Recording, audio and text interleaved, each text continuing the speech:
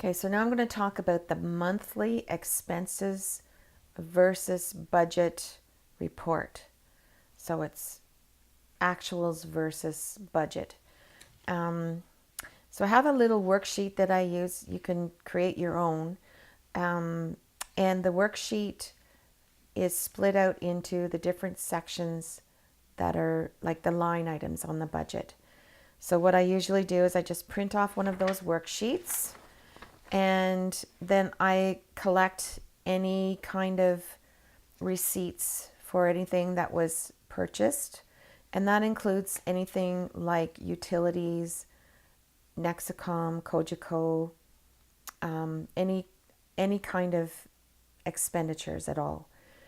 And then what I do is I open up the various bank accounts. So you may have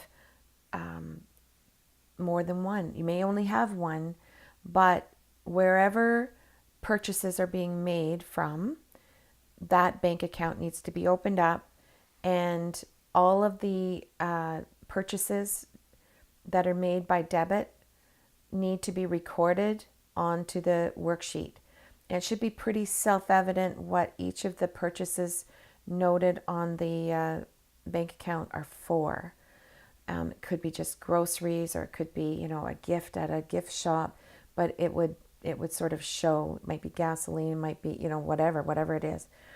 Then it's kind of important to, if the person at the center is making any purchases by cash, so say for instance at the end of the month they take out of the bank $100 for spending money, and then they're using that money to purchase different things.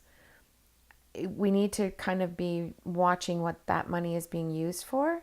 And so those purchases should be recorded on the blog.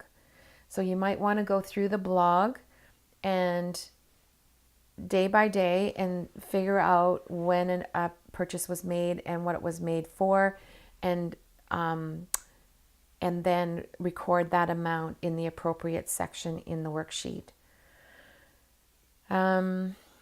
So then you tally all the numbers in each section on the worksheet.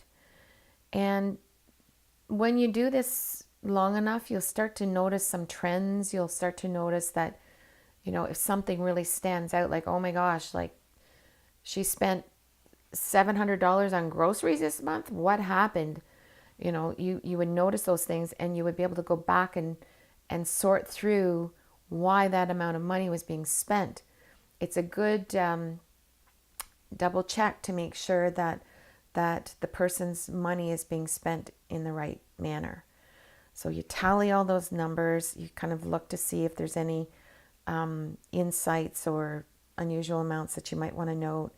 And then there's an Excel spreadsheet that has everything, all of the line items shown there, and each month of the year. And you just go through and you put the numbers in, and because it's an Excel spreadsheet, it just tallies everything up, and it tells you at the end whether you are over budget or under budget, where you sort of stand with how the money is being managed. And then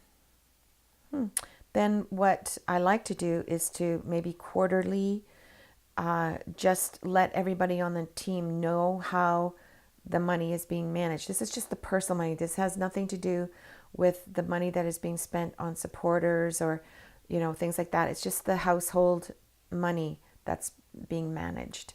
So I just like the team to know how the money is being managed, any insights, things that we need to be looking at, like maybe cutting back on this so we can afford that, or there's an upcoming trip or something that the person wants to be doing, and we need to be sort of robbing Peter to pay Paul.